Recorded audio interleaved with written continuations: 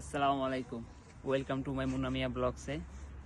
তো একটা ইম্পর্টেন্ট কথা, যারা ফ্লো সিতে 2026-এ জমা দিবেন তো তারা একটু সতর্ক থাকেন, কারণ 2025-এর এখনও অনেক কাগজ বের হয় নাই, আর 23-24-এর তো আটকেই আছে। তো যারাই 26-এ জমা দিবেন খুব সতর্কভাবে দিয়েন, কারণ প্রচুর পরিমাণ লোক ধরা খাইছে। প্লাস আমি যে ইতালিতে আছি আমি নিজেই ধরা খাইছি, যা বলার মতো না। এটা একদিন একটা ভিডিও দিমু যে আমি কি মানে আমার কি ক্ষতি হয়েছে। মানে আমার ইতালিতে আজকে কয় তারিখ, 23 তারিখ। তো আজকে 23 তারিখ, আমার 22 তারিখ হলে ইতালিতে 3 বছর হয়েছে।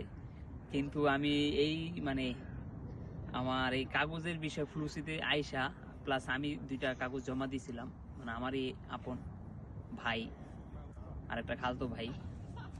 তে আমিও ভাবতে পারি না যে এরকম ধরা খামু, যা বলার মতো না। আর সবচেয়ে বিশেষ করে নাপোলি, সিসিলিয়া এই সাইডটা খুবই ভয়ানক।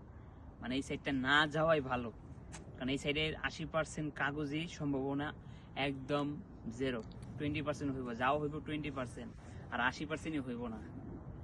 তো যারাই দিবেন খুব সতর্কভাবে দিয়েন, ঠিক আছে? তো সামনে আরও ভিডিও আসবে, ইনশাল্লাহ পাশে থাকবেন। আমার ফেসবুক পেজটা ফলো দিয়ে রাখেন, আর ইউটিউব চ্যানেলটা ফলো দিয়ে রাখেন। আল্লাহ হাফেজ।